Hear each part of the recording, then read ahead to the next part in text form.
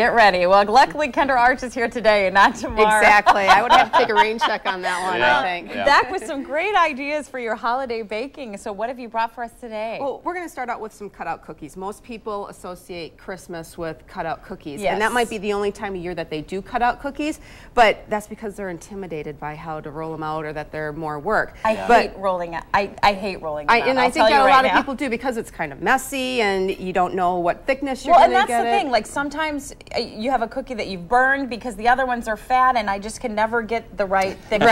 Right. Well, and that's where this tool here comes in really handy. It's called an LTD Dobord, and what it does is it has these different, you can take the end off of here, and it has different slots on the sides of different heights that you can make your board.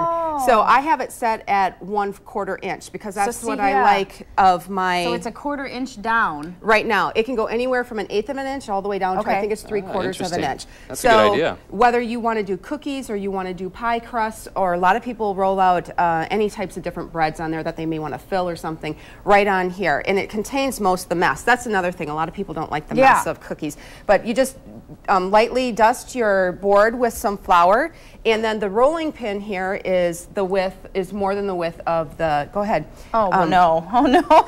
And did you hear me say I hate it? Well, and there's a reason why you hate it because you don't. Yeah. It's not, and sometimes you got to put a little bit more. Okay, so anyway, you get the correct thickness all the way. It can't be any thinner than what you have here. So look at that. Yeah, you're just gonna roll that. Right. And this one thing I like about this is that your kids can do it. Quiet. You want to keep the rolling pin on the sides of the board here. Okay, that's I see what you're saying. You're doing fine, because you were going off of it. I was really trying to work. Yeah. Yeah. Oh yeah.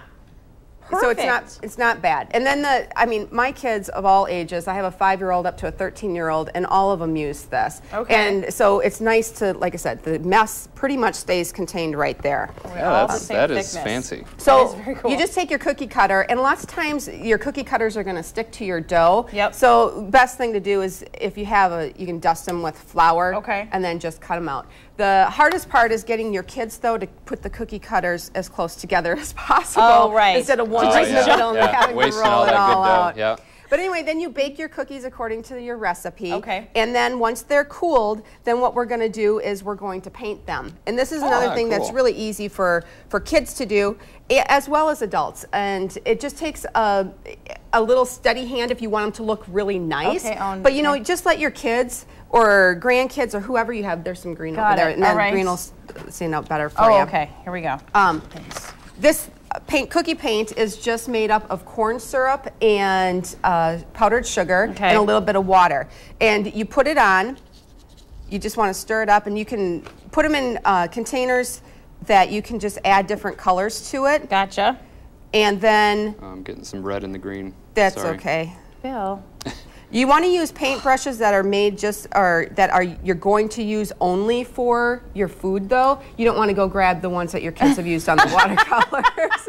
Just an FYI. Good advice. Good advice. I don't think that would taste very good. And this is nice I mean, it's easy to work this around. And then you're saying that some of your decorations, like you're using over there, will stick. They'll stick right here. If you put like a layer on and then you do some accents to it, it'll stick on when it's wet.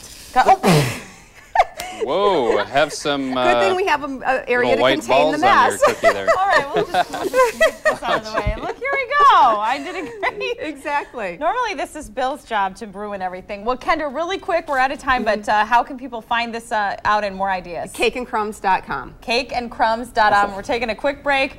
We'll be right back. Don't go away.